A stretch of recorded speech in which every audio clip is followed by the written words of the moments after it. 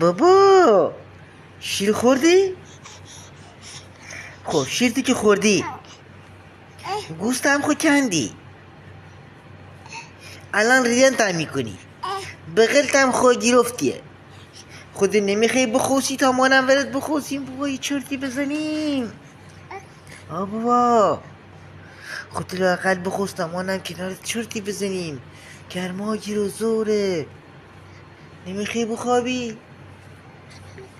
بابا یعنی خود تو کارتونی؟ اصلا یکی دو ساعت چرت بزن تا مانم ولد چرتی بزنیم. خب مانم گناه داریم